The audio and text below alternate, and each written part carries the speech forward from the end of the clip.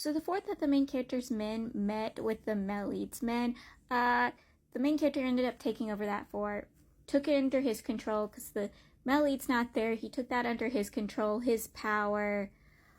Yeah, it wasn't good because, let's just say the Melead's men were all furious and angry when they realized who the main character was, and he had to get the fort under his control so he can get the Melead's men under his control, and there wouldn't be havoc. So the fight that the regent wanted with the Melead, the main character and the men went out to go to that battle because they had set up a plan where they would meet up with the Melead there, and the Melead would be their backup, except the Melead never arrived because the Melead had been snatched up and was being tortured.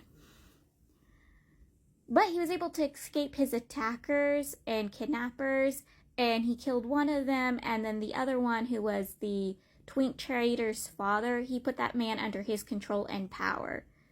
The main character was able to defeat the regent's men and get that fort under his control, and since the main Melead had the other fort in his control, the kidnappers' fort under his control, they had all these forts under their control, and let's just say they get into an argument, a fight over it, they settle it, but let's just say people are not happy because they believe the Melead left them to die.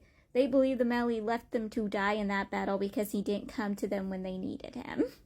So every conversation the main character has with his right-hand man, his best friend, that dude hates upon the Melead. Like, he hates the Melead more than he hates the regent and the main character's brother. It seems like every word he comes out of his mouth, instead of spewing against the two people they're about to fight against, he is always trying to put a wedge between the main character and Melead. And I get it, the Melead is a red flag, like full-on red flag, but like, he's also helping them fight in a war. Like, he's giving them a lot of power and control. Like, he's here being like, hey, here's my men, here's some land, I just want this land. That's all I want to help me fight this war to get my country back under my control, but I'm also helping you fight to get your country back on his war.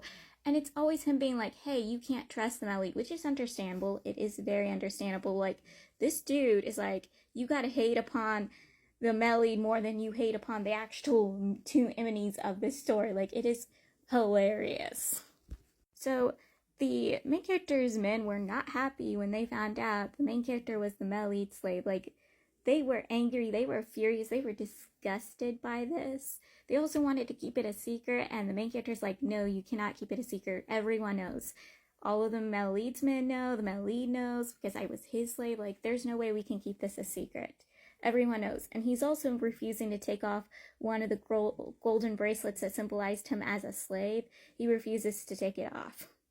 Also, as a way to show peace between them and show that they're equals, the other golden bracelet that he wore, he had the Melead put it on too. So they have matching golden bracelets as their union. And I'm like, they don't have golden rings, they have golden bracelets. Like, he basically proposed to the Melead at this very moment. He proposed to the Melead, and the Melead accepted that proposal. They're married, they're engaged. Everyone can fight me and tell me, no, it's not. It is. It is.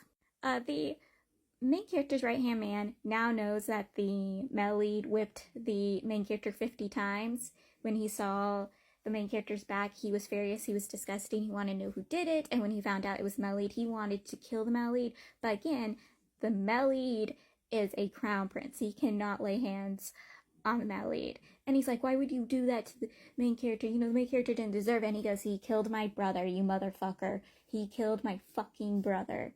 He deserves worse than that. I wished he fucking died, you know? He killed my literal brother, my literal protector. Do you think I wouldn't kill him over that? I have all rights to kill him for that. Also, the entire time the main character was freaking out about the Melead finding out his true identity, he finds out that the Melead knew from the get-go. That's why the Melead was so upset from the get-go. It wasn't just because of where he came from and the fact that he had the same, quote-unquote, same name as his brother's killer.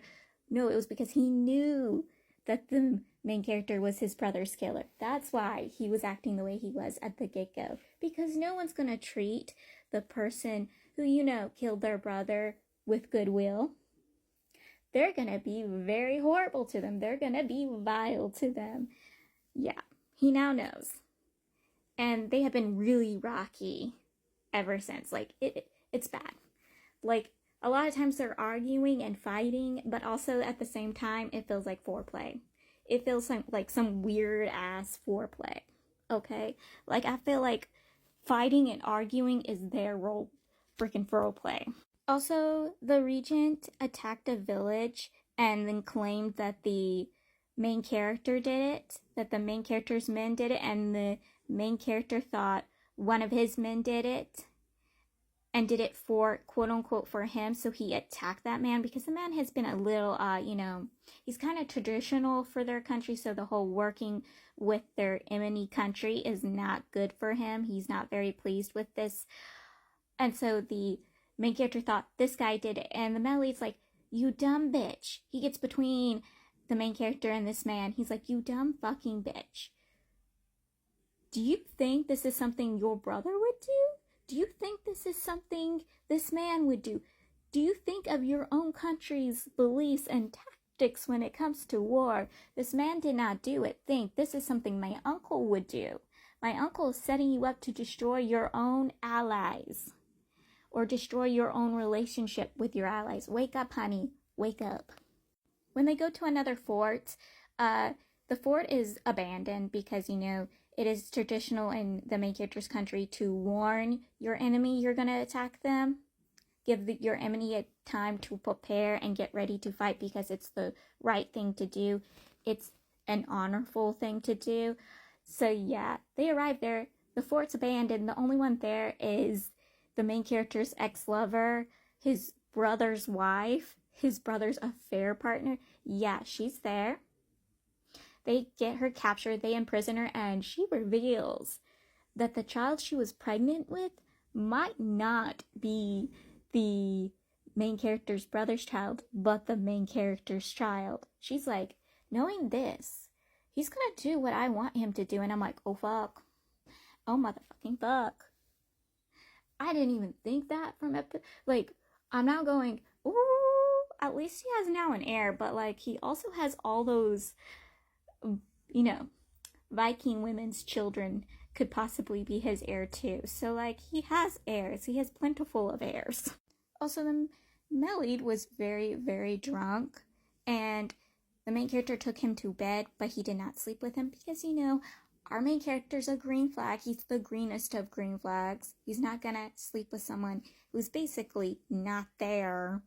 And I don't think the main character realized it, but the book hints to what the regent did to him at that scene. He goes, yes, uncle. And I'm like, oh, that just shows, it's a hint that, what his uncle did to him. It's a hint.